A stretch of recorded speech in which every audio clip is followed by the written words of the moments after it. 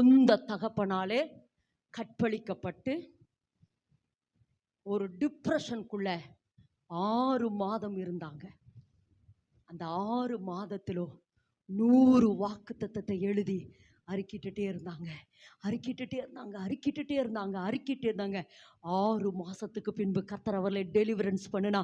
இன்னைக்கு உலகம் முழுவதும் கர்த்தர் அவர்களை பயன்படுத்திட்டு இருக்கிறார். மகளே இன்னைக்கு கர்த்தர் சொல்ல, சூழ்நிலையை பார்க்காத.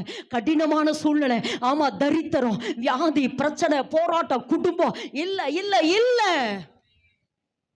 ஒருவேளை பிள்ளைகளினால டிப்ரெஷனா, சொல்லுமா, உன் பிள்ளைகள் கர்த்தரால் போதிக்கப்பட்டு. சொல்லு மகளே, சொல்லு, உன் பிள்ளையின் சமாதானம் பெரிதா இருக்கு. சொல்லிட்டாரு, உன் பிள்ளையின் சமாதானம் பெரிதா இருக்கும். உன் பிள்ளையின் சமாதானம் பெரிதா இருக்கு. என் பிள்ளையின் சமாதானம் எனக்கு பெரிதா இருக்கும். என் பிள்ளை ஒளிவ மர கன்றை போல என் பந்தையை சுற்றிலும் கனி கொடுத்து கொண்டே இருக்கு. சொல்லு மகளே, வார்த்தையில என்ன இருக்குது? ஜீவன் இருக்குது. வார்த்தை எது கடையாளோ? விதை கடையாளோ. நீ விதையை, எந்த விதையை நீ போடுற அந்த விதை வளரும்.